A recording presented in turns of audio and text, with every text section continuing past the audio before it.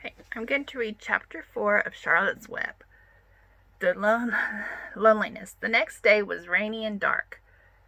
Rain fell on the roof of the barn and dripped steadily from the eaves. Rain fell in the barnyard and ran in crooked courses down into the lane where thistles and pigweed grew.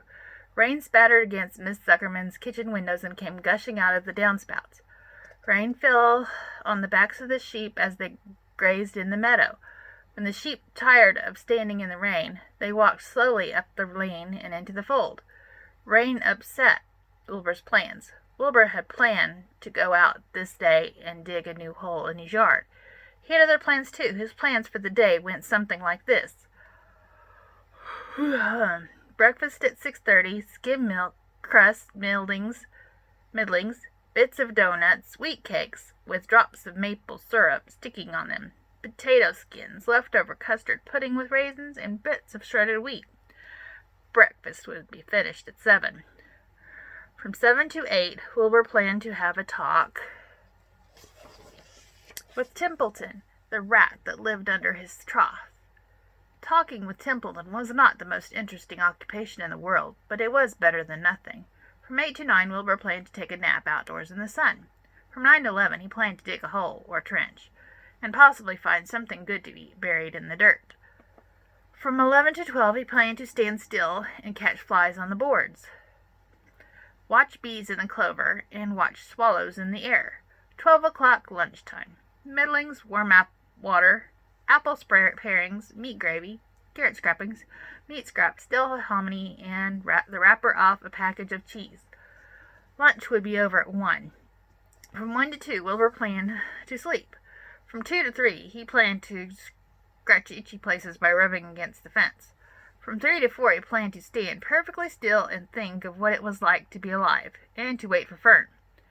At 4 would come supper. Skim milk, provender, leftover sandwich from Lurvy's lunch, prune skins, a morsel of this, a bit of that, fried potatoes, marmalade drippings, a lot more of this, and a little more of that, a piece of baked apple, a scrap of upside-down cake.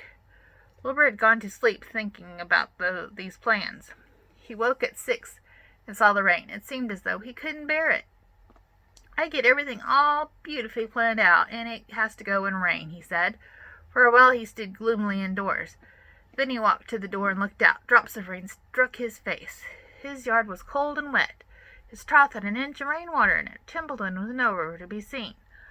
"Are you out there, Templeton?" called Wilbur.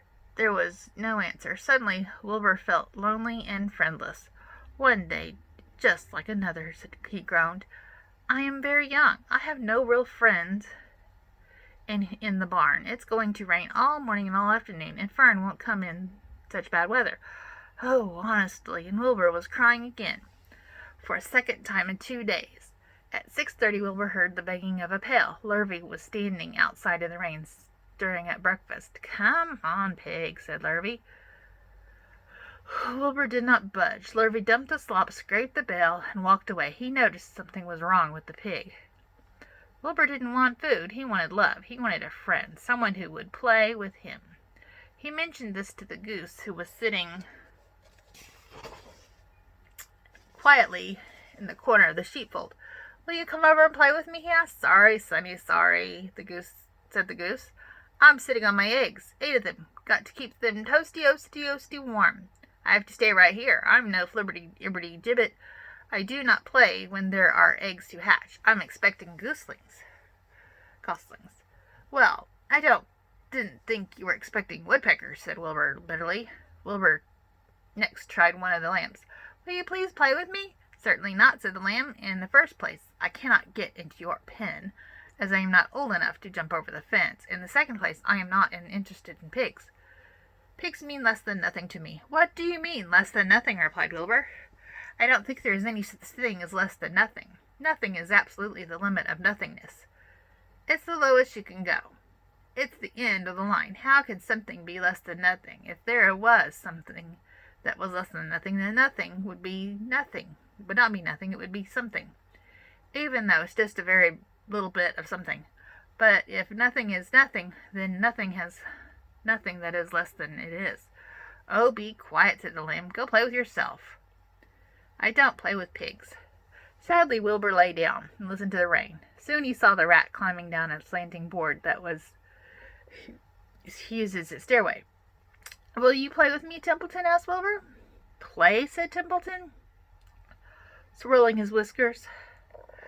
Play. I hardly know the meaning of the word. Well, said Wilbur, it means to have fun, frolic, to run and skip and make merry. I never do those things if I can avoid them, replied the rat sourly. I prefer to spend my time eating, gnawing, spying, and hiding. I am a glutton, but not a merry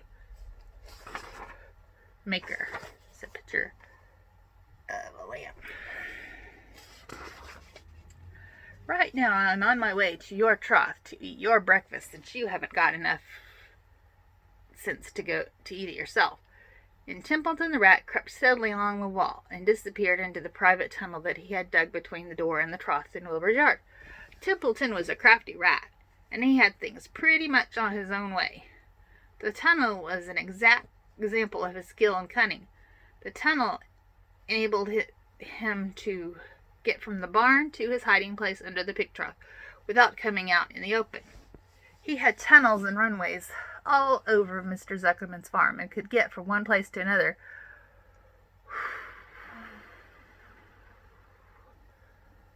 without being seen. Usually he slept during the daytime and was abroad only after dark.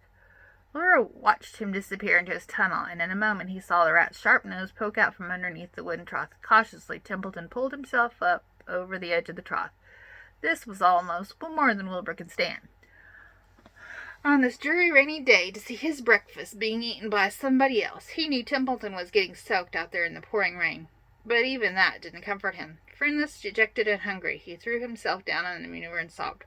Late that afternoon, Lurvy went to Mr. Zuckerman. I think there's something wrong with the pig of yours. He hasn't touched his food. Give him 2 spoonfuls of sulphur and a little molasses, said Mr. Zuckerman. Wilbur couldn't believe what was happening to him when Lurvy caught him and forced the medicine down his throat. This was certainly the worst day of his life. He didn't know whether he could endure the awful loneliness any more. A picture of Wilbur. Darkness settled over everything. Soon there were only shadows and noises of sheep chewing their cuds, and occasionally a rattle of cow chain up overhead. You can imagine Wilbur's surprise when out of the darkness came a small voice he never heard before. It sounded rather thin but pleasant. Do you want a friend, Wilbur? It said. I'll be your friend. I'll be a friend to you. I've watched you all day, and I like you. But I can't see you, said Wilbur, jumping to his feet. Where are you? Who are you? I'm right up here, said the voice. Go to sleep. You'll see me in the morning. That's the end of chapter 4.